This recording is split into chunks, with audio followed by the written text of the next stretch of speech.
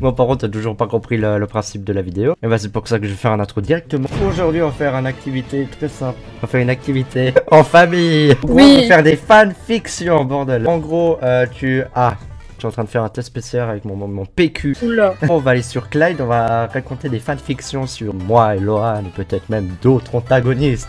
Raconte-moi un début de fanfiction entre Lohan et Mr Beast. Mais pourquoi? Pourquoi pas toi? Et Nixie fait tout pour rompre. Hop là. Désolé, mais je peux pas gérer cette fanfiction. Tu vas te faire foutre, maintenant on va aller sur ChatGPT. C'est bon, ça marche, joli. Dans une petite ville pittoresque, nichée entre des collines verdoyantes. Non les... Excuse-moi, il y a ma mère qui est rentrée. Elle s'appelle comment? Je peux la pécho?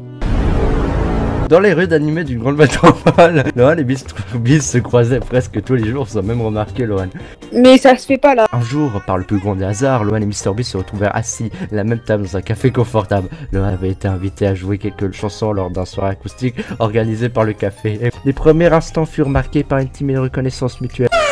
Pendant ce temps, en coulisses, Nixie, un ami d'enfance jaloux de Lohan. Oh, Mistine, t'es jaloux maintenant? Non, je suis pas jaloux, c'est pas vrai. Je suis avec un riche et toi t'es jaloux. Nixie, qui avait toujours ressenti de l'amertume envers le succès et le charme naturel de Lohan, ça va, décide de mettre ses propres plans en action. Nixie commença à semer les rumeurs et les malentendus dans les esprits de Lohan et Mr Beast. Qu'est-ce que tu veux mettre comme suite? Ok, Nixie et Lohan étant en réalité complices de toute cette mascarade derrière le dos de Mr Beast, Lohan se confie J'écris moi-même l'histoire ou c'est ChatGPT qui fait ça? Tu m'écoutes ou... Oui, t'inquiète. Cependant, à mesure que leur histoire d'amour grandissait, des nombreux commençaient à planer sur leur relation. Lohan, malgré sa passion pour l'art et la créativité, putain, je sais pas lire, avait toujours été confronté à des difficultés financières. Il avait lutté pour payer ses factures. Mr Beast possédait une immense richesse grâce à ses entreprises en ligne et à ses vidéos variétés financières. C'est quoi ça? Non, t'inquiète, pardon, c'était juste pour savoir si le son était bien mis. Ok, ta gueule. Après des tensions dans la relation, Lohan se mit à ressentir un sentiment d'insécurité par rapport à la fortune de Mr Beast. Bien qu'il peut, Lohan commença à se montrer méfiant envers les intentions de Mr Beast. Attends. Ouais, c'est bon. Un peu... arrête. Il commença à interpréter ses gestes d'amour et sa générosité comme des moyens de la contrôler envers la richesse de Mr Beast, la poussa à remettre en question ses motivations, croyant parfois qu'il ne vraiment l'aimait pour ce qu'il était. Oh, pute. Lohan fit des commentaires désobligeants sur la richesse de Mr Beast. Ça me respecte toujours pas. Ça te fait rire? Oui. Ça te fait rire? Oui, ça me fait rire. T'as pas honte? On va faire la suite de l'histoire. La suite où Son Goku tue Mr Beast. D'accord. Dis-moi où est le rapport là. Ah, vas-y, t'as fait bugger ChatGPT. D'accord, ben merci. Ça fait... Merci d'avoir regardé. Alors que Lohan et Mr Beast travaillaient à reconstruire leur relation et à surmonter leurs différences, la cousine de Lohan, Alexandra, vivait dans une ville voisine. Elle avait toujours été en compétition avec Lohan depuis leur enfance, jalouse de Lohan. Mais tout le monde est jaloux en fait. Elle n'avait jamais été heureuse pour sa cousine. Alexandra. Elle croisait Mr Beast dans la rue. Elle prit le volant de la voiture et fonça délibérément vers Mr Beast, causant un accident grave qui le blessa sérieusement.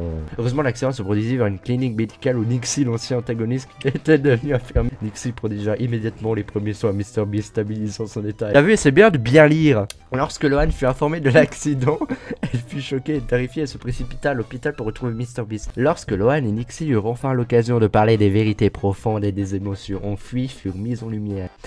Unissant leurs forces en les remémorant les mots. Oui. Bonsoir. Tu m'entends? Oui. Je peux dire la suite. Belle fin. Ils se marièrent. Non, c'est moi la suite maintenant. Avant. Est-ce qu'ils peuvent se marier en couple à la fin? Oui. La suite où il développe l'ultra instinct. L'idée de fou.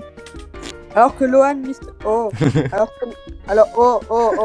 tapez. Je vais venir en Suisse, je vais te taper.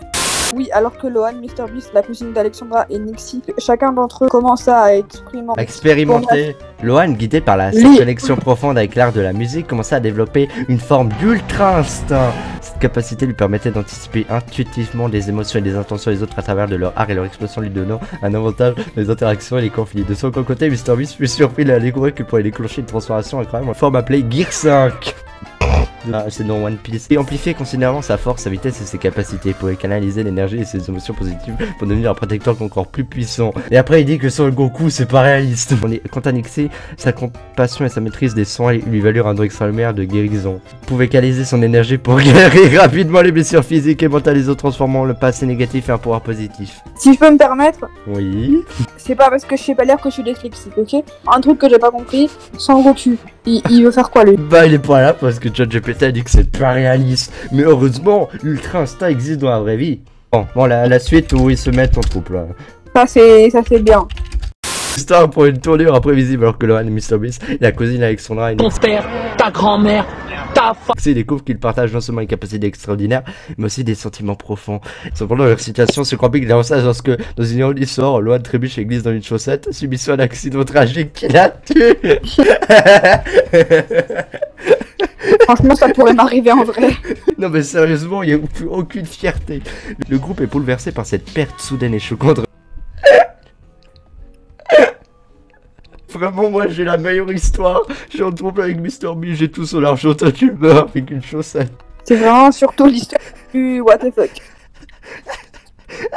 Et décide de faire honneur à sa mémoire à Lohan en poursuivant son héritage. Oh le bâtard. Non vraiment, on pense qu'à ton héritage.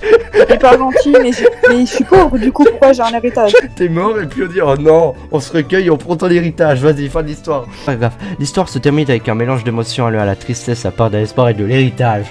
Fin de la fanfiction. Moi je dis, c'est vraiment flamboyant. Merci de regarder, au revoir.